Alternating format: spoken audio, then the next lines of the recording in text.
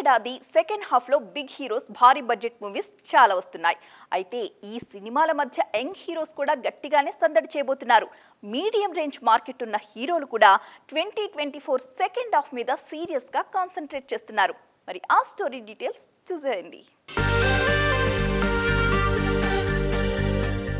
August నుంచి medium range stars బరిలో దిగేందుకు ready అవుతున్నారు. ఇప్పటికే ఇండిపెండెన్స్ డే రిలీజ్ అంటూ డేట్ లాక్ చేసిన డబుల్ స్మార్ట్ టీమ్ ఈసారి డబుల్ జోష్ తో ఆడియన్స్ ముందుకొచ్చేందుకు రెడీ అవుతోంది.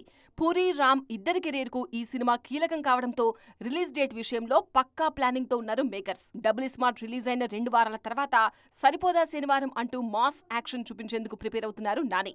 ఒక్కో సినిమా ఒక్కో డిఫరెంట్ జాన్రాలో చేస్తున్న నాని సరిపోదా శనివారం సినిమాను మాత్రం పక్కా కమర్షియల్ థ్రిల్లర్ జాన్రాలోనే ప్లాన్ చేశారు. సెప్టెంబర్లోనూ మీడియం రేంజ్ సినిమాల సందడి గట్టిగానే కనిపిస్తోంది.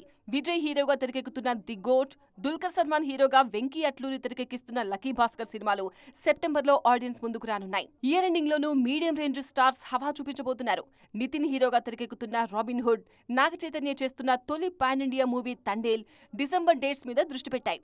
దీంతో అప్కమింగ్ లిస్ట్ లో బిగ్ బడ్జెట్ సినిమాలతో పాటు మీడియం రేంజ్ మూవీస్ హవా కూడా గట్టిగానే కనిపిస్తోంది.